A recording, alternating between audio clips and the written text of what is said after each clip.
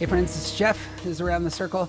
I am here with a different TJ. I'm here with TJ Teems, who is a professional Enneagram counselor in California, and I'm thrilled she could make it. So we don't have double TJ power today, but we're still going to have a good time. So TJ, welcome. Thank you. TJ, what else should we know about you aside from your master's in counseling and professional work? Well, my undergrad was math education, so I have a little math nerd in my brain. I live in Pasadena, got married, got three kids, 16, 19, and 21. And I just love my life out here in Pasadena, originally from Texas. But yeah, that's me. Love working with people. This is perfect. No judgment on California. My family lives in California. I have not found the entry point to loving California myself, aside from the weather, which is always glorious. Yes. What is it that you love most? Moving from Texas. My family's native Texas. Moving from Texas to California, what did you love most? I mean, I think growing up mostly in Texas, you think of moving to LA like, oh, everyone's going to have plastic surgery. If I move there, I'm going to and I'm an old school hippie nature granola girl. So what I found actually in Pasadena is there's a lot of the old school hippie granola stuff going on. So I do a lot of hiking, a lot of friends who hike. We go to the beach, just gardening. So there's a lot of like nature love, which I love that about California. That's lovely. Hiking is something I've missed. I walk on the beaches quite a bit. My family is in quick distance from beaches, but I hadn't thought about that. There's a lot of hiking side. I suppose I've been to Yellowstone, but that's not nearby. Well, we're going to play 20 questions. This is our way of just creating some conversation between folks who are Enneagram informed and trying to push into things that are new and fresh and, kind of on our minds as we do our own Enneagram work. A lot of times, I don't know if you have this experience, TJ, but I find that I need to really manufacture opportunities to talk with other people who are Enneagram knowledgeable about Enneagram. Otherwise, I'll just be kind of at a stagnant service level. You know what I mean there? Yeah, I do. And I think working with clients helps that too, because we're all so unique and so individual. So when you're working with someone, and you see the diversity of that person, it kind of kicks you out of any temptation to get stuck in a stereotype or to think of a number like one-dimensionally. So yeah, just having those conversations is great. Stellar. This is something I need to do more of with. I've actually just started doing mistyping sessions with folks, and I'm all theory. And I'm realizing this about myself, that I've spent so much time in books and in talking about books and talking about the ideas that exactly what you're saying, the practical experience is kind of lacking. It's a place I'm hoping to work on. So it's good stuff. Well, just to start us off, what sort of stuff are you learning right now about Enneagram? Let's see. I love learning new things and love piecing it together. Like my math background, I love problem solving and having those, that aha moment where this connects with this and this connects with this. I'm doing a lot with the conflict groups and just realizing just the positivity, cognitive, and reactive triads, and just how many aha moments are available, especially in relationships. And it started with my husband and I, and it's just like, that's what's happening. What's your husband's type? Sorry? What's your husband's type? Oh, he's an 8. Perfect. Yeah, so an 8 and a 2 is, at their worst, like the codependent addict nightmare. Okay. And at their best, it's like what he needs most is what is my strength, and what I need most is his strength. And so if we can get in a good place, it's really good. So yeah. We're gonna end up doing a lot of work here in a couple of years on relationships on the line, and those are can be incredibly powerful. So that's maybe we could talk about that. The conflict groups, we call them coping styles, but I had an epiphany, or an experience, I should say. We did one of our few events here recently, and divided the room up into that triad. So we had the two Hmm. sevens and nines sitting at a table, and we told them that they were positive outlook when solving problems, and they couldn't connect with it.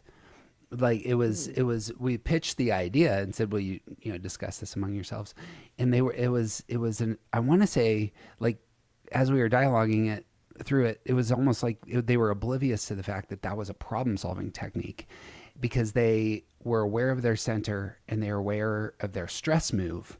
But the fact that there was no problem, and so there's clearly no problem solving going on, that Yeah. like worked together. So Yeah. it's interesting to me that you're getting into this. So what are you learning about conflict groups? Well, and then you're right. It's so ingrained. We just do these things. And I notice when working with people, you'll present an idea about their number or a triad that they're in. And there's this automatic sort of, I don't do that. Yeah. So it's like for anything, we all do it. And so it's like Mm-hmm. taking that extra time, and the two words I like to use are humility and curiosity. And I think those are necessary if you want to actually do Enneagram work. So it's like, okay, I'll have the humility to like say, maybe there's something here I don't know and kind of be open to it and be curious. Mm-hmm. So, one thing a personal story that's uh, frustrating and hilarious is, my husband as an eight in a reactive group and me as a positivity group, we're trying to rebuild after the fire. So, my husband and I are coming together a lot of situations of like having to make decisions and what do we do here and how are we going to do this? And so, as a reactive type, he's sussing out all the problems, and as a positivity type, I'm trying to bring down the temperature. Like, there's no problems. It's going to be fine. It's going Yeah. to work out. And since I'm so passive about these potential problems, he has to get extra reactive to get me to pay attention of these Mm-hmm. things. And I don't like that reactivity. So I get extra passive and then he gets extra. And it's just like, so we're learning to say, even for me to say, to engage with a potential problem, even though I don't really agree that it's such a big deal and we have to, it feels like it's too much of a big deal. It feels kind of like too much. Mm-hmm. So if I will rise up and say, I hear you, we have to watch out for this potential thing. I'll talk to so and so. Then his reactivity can come down because it's like, okay, Right. I'm paying attention, you know? And so, and Mm. vice versa for him. It's like, we don't have to worry about we don't have to be reactive to every single thing. So, Yeah. Yeah. yeah, but it's been super The helpful. the I want to start with actually the first thing you said there in terms of humility and curiosity, because that's been kind of on my radar as well. That as you began to unpack your own process, the amount of self awareness, our level of self awareness has become just really prominent for me when talking to people about Enneagram. That commonly, even if they know their type, the self awareness side of that is limited, especially in the things that are most core to our type. So, for example, I'm having a conversation with another two about attention seeking, and her claim to me was that this just hadn't been on her radar as a primary Mm. in her behavior, and that was really helpful for me on this front. That when talking about type, it seems to me like I'm so self aware now just on the theory side, but when it comes to like really this is in your life, and the self awareness piece ends up being just, I'm feeling like I have to double down a lot there. So do you find what I get the sense of is that twos actually have a real struggle there of identifying their own emotional life and being able to put language to it. Do you find that's true of you? I do. And that was something that was new to me, as I got older and became more self-aware and did more work, because I've always been known to like cry really easily. And when I'm speaking from my heart, I'll tear up, like empathetic, intuitive, all these two things. But it was an aha moment when I realized, well, what about myself? Mm-hmm. And a really clear example for me, what came up is with grief. And so my grandmother, who I was very close with, this was, quite a few years ago, was really sick. and, on her deathbed, becoming close to the end of her life. And I was very sad about it, but I wasn't really crying about it. Right. And then what got me to tears is when I thought about how my mom felt to lose her mother. Mm. And then I just wept and Right. wept. And it was like, I'm so outward focused and so connected to how other people are feeling. That was sort of my pathway to my own grief. And that was Yeah. a real like, whoa, that's weird. Like that was crazy, but it was really helpful for me. And so it's still a practice of like, okay, connecting with that for space of like, how am I feeling? What do I Hmm. think about it? Um, so I'm yeah, it's not I'm married. natural. I'm married to a three. It took her a month or two to grieve her mom when her mom died. And the story I suppose I've told myself about that is that for twos, threes, and fours, sometimes emotional experiences need to get into the past in order to wrestle with them effectively.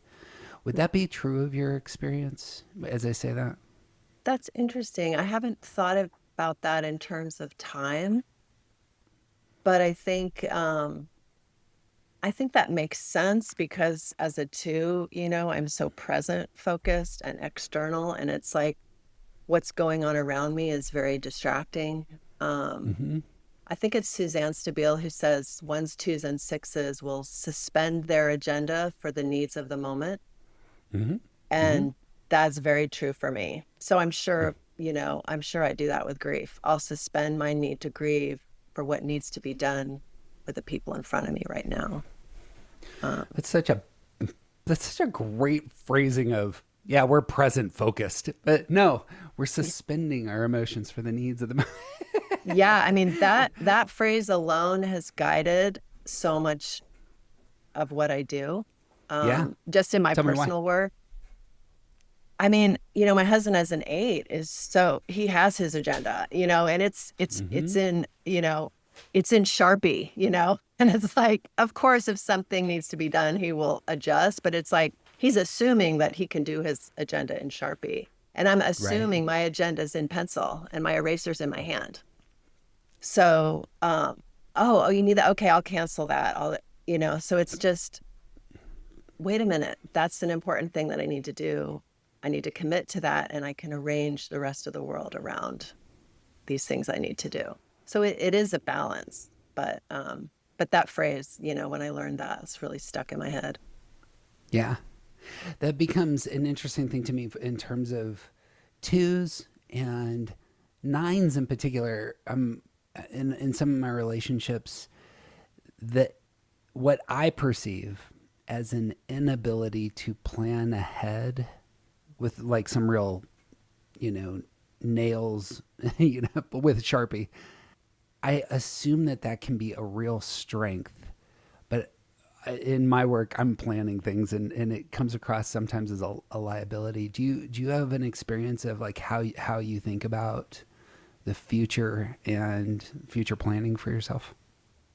That's been a huge part of my growth, actually. Dreaming, Yeah. having goals. I mean, when anyone my whole life is like, "What's your 5-year plan?" I just want to go run down the street. I'm like, I don't even know what you're talking about. I mean, because what if, somebody needs me? I mean, how can I commit to a plan? Wow. So it's been, my work and people in my life, friends in my life. I have a good friend who's a three, good friend who's a seven, my husband who's an eight, these sort of aggressive stance numbers, forward thinking. It's just so Mm-hmm. natural to them. And I'm just kind of like, wow, but it is sort of the dark side of that for me is that to pride. Like there's a Sure. little, if you're honest, it's like if I'm honest, there's that pride of like, well, I need to be available because, the world needs me and what will they do without me? So I can't be committed to this thing. So I think that's part of it too. And it's also that sort of immature, like inexperienced side of me. I just don't have practice, planning these big ideas and goals. It's like I want to Yeah. plan a little goal that I know I can do it in a short period of time and be like, I did that thing, you know. So that's, the last 10 years, that's been like one of my primary focuses. So Nice.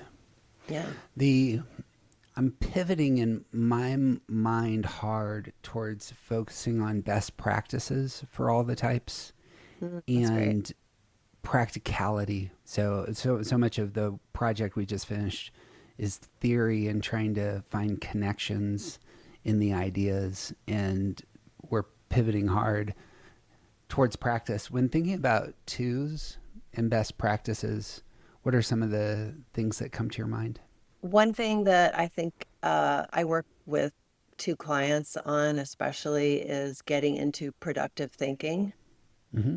And the best way that I've heard it described is, I don't love that sort of repressed center talking, because especially with a math background for me as a two, when I first heard about like repressed thinking, I'm like, I'm a cognitive person. I'm a problem solver. I'm a thinker. But I think for me as twos, twos spend a lot of their thinking. The reason their thinking is unproductive is most of their thinking is about relationships and making things up about relationships. And that is one of the truest things that I know about myself and other twos I know, is we just get stuck there, kind of stuck in this little corner of our brain of just looping about relationships and analyzing it and then making things up. And so coming out of that, and I actually a few years ago just went back to teaching math. Like, I taught one algebra class a day. I would just go in, teach for an hour, and leave, just because I felt like my thinking. My first son was leaving. My first child was leaving for college, and it was just lots of feelings. So I just did that as a practice to get into my productive thinking, to give my brain a balance to come out of that relational thinking. So I think that awareness is a great best practice for twos. That's excellent, and I agree on that. I'm positive that in our book we use the term repressed for the tertiary center, that we're using, but non-productive, unproductive. I think you're right that that's a better Hmm. way to come to speaking about it, because it's non-productive or unproductive. Then best practice looks like doing some weightlifting there. Yeah, What does that look like exactly. for you? Yeah. So I think that's very, very helpful. Um, I end up in my unproductive thinking. It ends up being most severe when dealing with the criticisms of others Hmm. that I don't know how to put value on it, Hmm. because to I'm inclined to be very black and white in my thinking. I'm just very aware of this right now in terms of hearing a criticism and not giving it proper weight. Hmm. In terms of unproductive thinking, I'm looking for best practices for myself on that. And since we were on the topic, I wanted to bring it up. Do you have thoughts on that? Yeah, I think, for ones, the unproductive thinking is that criticism, and some ones are more to have the internal criticism and some ones are more external criticism. But again, it's like the way twos are just relationships, just, ones it's just Mm-hmm. criticism. And criticism can also feel to someone's like, oh, I'm a crit I'm that word is so strong. So maybe even if you connect to the word analysis, I Mm-hmm. need to go through and analyze that conversation I just had, how I would do it differently, what I wish I hadn't said, what I wish I had said. And that, even just saying those few sentences, is like that mental energy is exhausting. Yeah. So all of that energy, excuse me, all of that mental energy, that thinking center is going towards that. And Right. so I think for ones and twos also, just that liminal space, just slow down a minute and just observing, like, wow, that's where all my energy is going. What else is happening in the situation that I can think about? And for a one, it might be, what's the relational aspect of that conversation I wanted to analyze? What's going on with that person relationally? What's what about tomorrow? Like, just like shifting the thinking into somewhere else. Because to me, I just see, like I was saying, we're just stuck in this little section of our brain where we're just like looping Right. and looping and looping. And how can I hop out of it and introduce something else to the process? But if we don't take a minute to really have the awareness of it, it's just automatic. Like we Hmm. don't even realize we're going there. It's just what we do. It's a good illustration, I think, of the non-productive side of most of the types. The idea of looping. It's not necessarily a rut or getting stuck, but the lack of forward momentum emotionally or cognitively or with your body. Yeah. That I think is a helpful illustration there. I set this up earlier, but I wanted to get your response. I think twos and fives are the hardest numbers to understand after I've dug in a little bit. And I think eights might be in there actually slightly as well.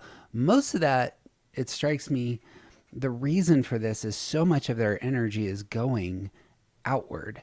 Mm-hmm. And sometimes twos and fives and eights all can miss themselves in the external energy.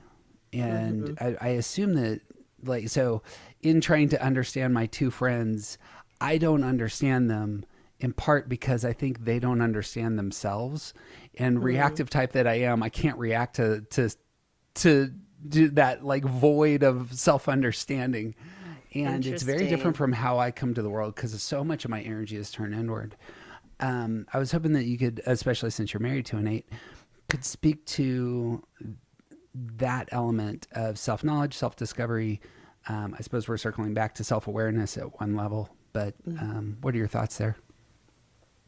That's interesting. I'll just tell what's so funny is when you're saying twos are really hard to understand, my Hmm. automatic reaction is, I'm going to morph myself to be so understandable. Like, how do I do this? This is my new life goal. Well, So good. I'm that's glad I'm it. giving you a challenge, but go Yeah, ahead. yeah. That's interesting. I haven't really heard that before. I can Um, build on it, and maybe if you want to respond, because I bet you'll see some of the yeah. practices of twos. Yeah, So yeah. I have heard that twos are the helper. I have heard this as a thing. I Uh-huh. can't get twos to do anything for me. I'm really bad at getting twos to engage things that I'm trying to pull them into. And part of Oh, that interesting. ends up Are being, I think, go ahead. are they self-pres twos? I mean, it might be the case that I'm just surrounded by self preservation Yeah, yeah, twos. maybe. Need to meet I need some to find some social more social twos. people. Yeah. There it is. I I am inviting folks into doing things that I think is amazing that really overlap, it seems to me, with their skill set, what they're really wired to do. And there is just pausing and a lack Huh. of communication that takes place there. So I have a friend who's a therapist. I'm trying to find a therapist for my child and just get crickets on the other end when I push into their skill set of, do you know therapists and can you help me to find other Yeah. therapists? That would be an example. I know a lot of Enneagram teachers who are twos. And when I Yeah. offer up, hey, can you do X, Y, and Z? Commonly, I just don't get any bites. I get bites from everybody. I'm really good at recruiting people, and I just get so Interesting. anyway. So Yeah, this yeah. may just not. I don't know how else to say it because this is just my experience, but I don't know if you have thoughts on what am I doing wrong? Yeah, See, yeah. one that I am. What am I? Where's the Yes. flaw in? Why Yes. don't people like me, TJ? Right. Yes, yes. Okay, let me solve all your problems. Let me help you. Yes, that's it. Uh, glad you called. Um, I don't know. That's so interesting because I feel like, I'm so sadly, once I became aware of the pride of my two-ness, it's like, oh, there it is again. Like, you just Yeah, see it. So for me, I'm like, oh, you're asking me, let me help, how can I? yeah, That's kind of my gut reaction. But I will say, there was a story. Actually, I think it was Suzanne Stabile again talking about her because as a two, she tells a lot of really good two stories that I really connect sure, to. But there is a sense in twos where we are happy to help on our terms. sure. Yep. And then if you want to come ask me to come, pick up your kid after school, but you've never picked up my kid before, it's kind of like, how dare you ask me to do that? Right. I mean, not always, and we'll probably do it anyway with a smile, but there's that kind of keeping score is so strong. Um, so I don't know if that's what's happening, wanting to help Yeah. on their terms. Uh, Uh, no, I love that as a reflection because I can see that. Well, of all things, I can see that in my wing, as it were. Like, I don't, that's not primary for me, but I'm like, oh, I get that for sure. mhm. And yeah, that's helpful. Yeah. And also because I'm an idealist, I'm pretty assertive with the specifics, and so happy to help on our terms. I don't come with generalizations. It's pretty much this is what we're going to do, and Hmm. so that can be a very much an I'm in or I'm out kind of way of being in the world. Anyway, Yeah, yeah, yeah. but but I like that quite a bit. Um, I want to talk about the move to 4 for you. Hmm. Been thinking quite a bit about underlying feelings for the types: Hmm. anger, shame, fear. One of the things, let me restate that. I'll talk about 4 in a second. I want to talk about fear for 2s. It seems to me, and kind of the mental model I have of Enneagram, fear I connect heavily with the head types and head Hmm. triad and cognitive thinking. And so in my mind, oftentimes when I experience 2s, they strike me as those who can be quite fearless. I envision the nurse who is in an emergency room and has some grotesque injury come through the door, and it doesn't bother her at all because the help gear is all forward, and the terror at the situation just it isn't registering. And I suppose that's Yeah. an image I have of how 2s engage fear. I don't know that feels like a caricature though as I say it. When you think about fear in your 2ness, what comes to your mind? Um, I think you're right. I think in general, I definitely deny fear. I just don't think of myself as fearless. I think twos are sort of like the next aggressive number. I think they're Mm-hmm. a lot more aggressive than the stereotypes of twos, you know? Mm-hmm. I think stepping up, stepping in, grabbing the mic, doing the thing, being the first one to get involved with the person with the bloody leg or whatever, like that, I feel no fear, all of that. But there is a fear, and I do like to teach this because everyone blames, sixes especially for being the fearful number. But we're humans. We all have fear. We all have shame. We all have anger. We all have all of these things. Um, so for me, my fear is very categorized, and it's loss of connection.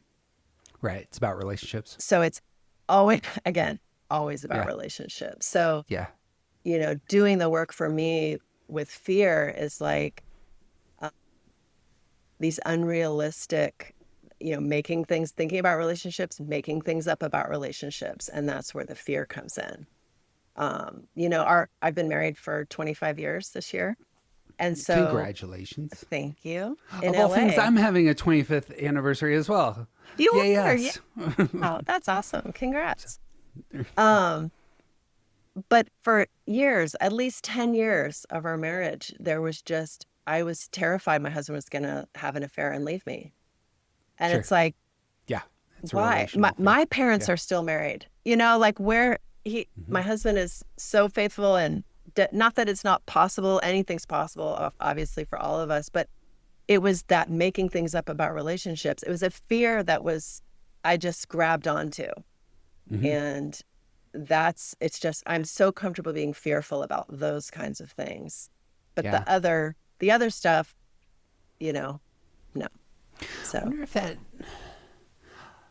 I don't know if this goes into the unproductive thinking side of things, but it matches up with your motive. mhm. And the inability to get your head around the thing is what could potentially cause the fear. I wonder if that's true for 5, 6s, and 7s. The inability to get your head around the thing is what the source of the fear is. Would that be true? Hmm.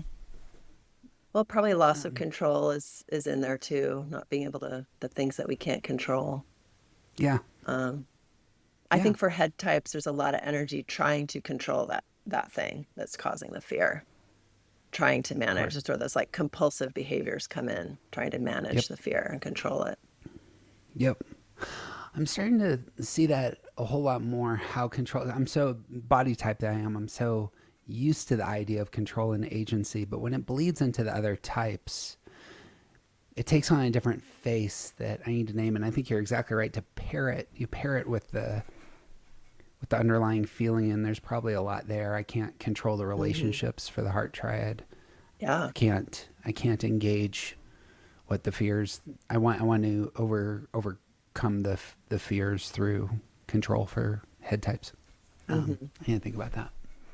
Yeah. And even for, the image numbers, you know, the fear of how we're being perceived in a certain Hmm. way and a little bit different for each number. But for twos, it's like that's where that manipulative, I always describe it as when we start to kind of slip in our healthiness, is that it's that Hmm. compulsive behavior. You feel that compulsive need to manage how I'm being perceived.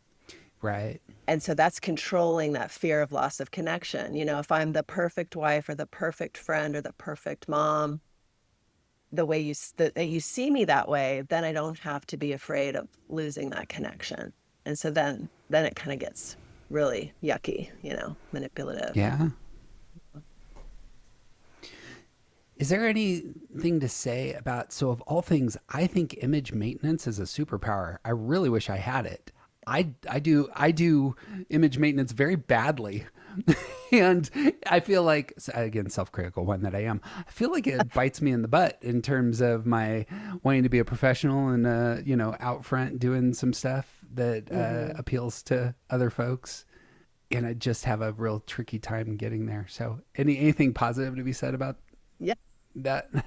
Yeah, that's good. I think it's Richard Rohr's book has, I think it's Rohr's, has these little quotes, and in the two it says, "I can make anyone like me." Yeah. And when I first read that, I was like, yeah. And then I was like, oh, like that's so gross. Like there's a lot of energy spent on that. why So why do you think it's gross though? I just think like I'm just not a person that like cares about. Okay. I say this. The image I'm trying to create is a person who doesn't care about all these extra things that everyone else cares about. Right. Yeah. So I remember I was dating a guy in college, and he gave me the greatest compliment of my life. He said, "You are so low maintenance." Okay. And learning later, as when I found out I was a two, and looking back, I was like, that's kind of sad. Okay. It's kind of sad that that was the greatest compliment of my life. It's like suspending your agenda, denying, those kinds of Sure. things. Yeah. And so there is a real struggle of with twos of like I'm working so hard to make everyone like me, or to create this image maintenance that we're talking about. But what that image look like is that I don't really care what everyone thinks about me. So it's this weird like um, dichotomy of energy happening there. Yeah. So I mean, to say positively, yes, I think it is useful. I think it has to have some balance with some authenticity and humility. Um, do you ever do strength finders? Do you do any work with strengths A finders? long time ago, but I mean, I'm familiar with the concept and Yeah. at hand. Yeah. So my number one strength is woo, which is winning others over. Uh So huh. I kind of have this little, I'm like, I wonder if all twos have that, but that's that same kind of that drive. I can make anyone like me, winning others over. Mm-hmm. Like I want to endear myself to you. But a lot of that truly is self-preservation, especially for me as a social two. Sure. If I can endear you to me, and we have a good rapport, then when everything goes down, we'll we'll connect, Yeah. we'll save each other. So a lot of I that feel self-preservation. I feel like that's a super important point. It feels like twos and sixes kind of share that in terms of feeling. My happiness and self assessment is primarily in that space I feel good in the world if like everything my experience at COVID, for example, in the twos in my life was the whole world could be burning down, but I'm in my house with these people who love me and I'm doing pretty well. It Hmm. was that element that came out. I don't know if you experienced it that way, but Yeah, I actually had an absolute euphoria of going through my calendar and delete, delete, delete. I mean, all my commitments that I had overcommitted to, I was like, oh my God, I never have to do this again. I never do this again. But it was a great like reassessment of like, what are you doing? What are you saying no to? What are you saying yes to? And why are you doing it? And yeah, yes. I wonder if this was true for the ones, twos, and sixes. That was my experience as well. It was like, yeah, holy crap, I get a huge reset. I yeah, quit two yes, jobs yeah, and decided to do and I had gotten in such a rhythm of yes, earning, and all of a sudden I couldn't do it. And so yeah, I don't know. I'm sure there is wisdom to be found there in terms of best absolutely. practices for the reactive types. But all right, last question for me. The thing I cherish about twos is that and we've already seen it in this conversation, is that you memorize quotes. I love that twos memorize quotes and they bring forth these nuggets of wisdom like that no one else seems to appreciate. And when it comes out of their mouths, I'm like, this is gold. How have I not heard this before? Anyway, but as a prompt, do you have a favorite quote that you return to that tends to have some power in your life? And I mean, you may not resonate with the quote memorization, Yeah. but This is so funny because yesterday I was listening to your interview with Jackie Contessa, yes, right? and she's great. And She when you is talk, great, by the way. yeah, she's great. We've connected on a few things.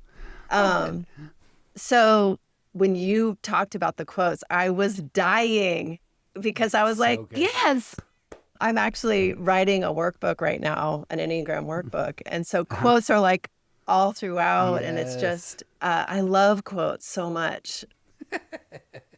I have so many, but there's one that's just like a simple quip that I come back to that's super powerful for all numbers. And I think Uh-huh. I've used it recently in with clients with some ones that I'm working with is would you rather be right or would you rather be in relationship?